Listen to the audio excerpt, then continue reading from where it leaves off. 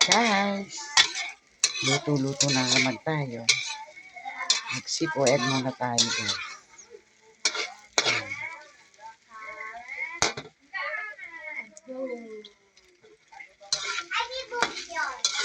Ayan, gusto ng ating mga Jonoksin.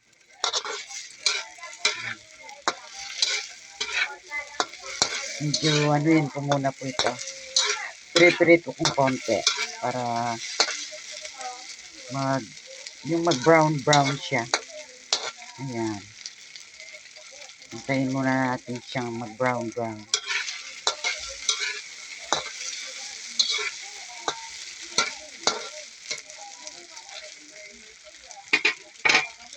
Bali, yung binigay ko po ay dairy cream para ma-creamy siya. At pagkatapos guys, lalagay na natin ito na nabitawan ko. Ayan.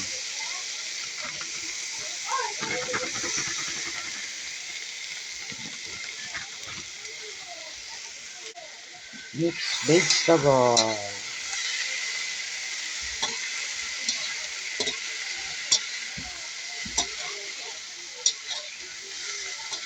Ayan.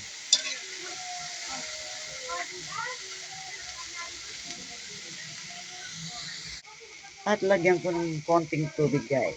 Konti lang. Ayan. At ilagay ko na itong hipon para yung lasa niya ay kumapit po. Ayan. At itakpan muna natin guys. Ayan na guys. Tulong-tuloy na siya. Lalagyan natin ng paminta. Ayan, paminta pong lalagay natin.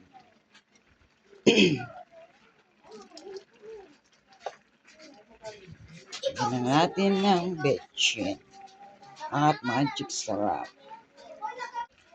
Ayan.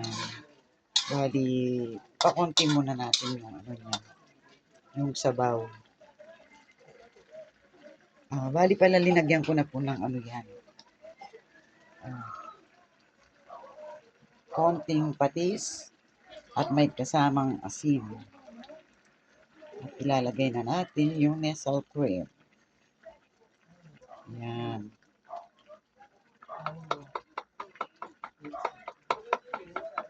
Para lalo siyang sumarap. Ayan po siya. At ilalagay na natin itong itlog na maliliit. Ayan siya. O, diba?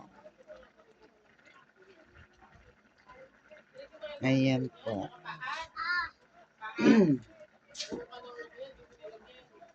Ayan. Kasi po nandito lahat yung mga apo ko. Kaya nag-request silang sipo egg muna. Kaya yan, pinagbigyan ko sila. Ayan siya. Magpapasarap. Medyo ano yun po natin konti yung sabaw niya.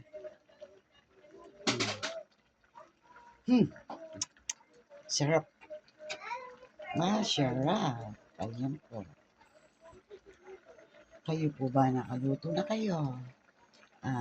Ayan po ang ating ulam for today.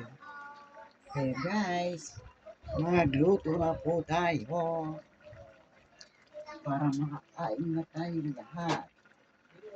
Ayan po ang ating ulam for today, sipo egg na may kasamang shrimp, ham, quick nail, egg, quick egg. Mingming, doon ka muna. Nagbibideo ako dito.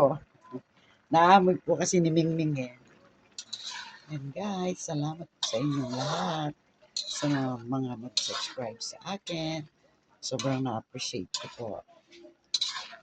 At yung hindi pa po nakakapag-subscribe sa akin, ay welcome na welcome po kayo dito sa aking YouTube channel. Ayan. Maraming salamat po sa inyong lahat. Ayan, hintayin ko muna pong kumonti yung sabaw-sabaw niya para talagang sobrang malasa po siya.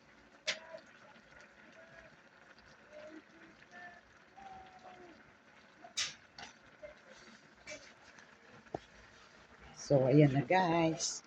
Luto na po ang ating sipoe. Ayan po. Diba? Ayan siya.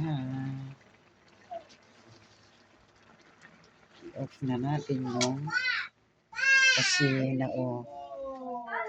konti na lang yung sabon niya. Ayan. Okay guys, ganito na lamang po ang aking pagbibideo. Thank you for watching. God bless us all. Bye. Please like and share.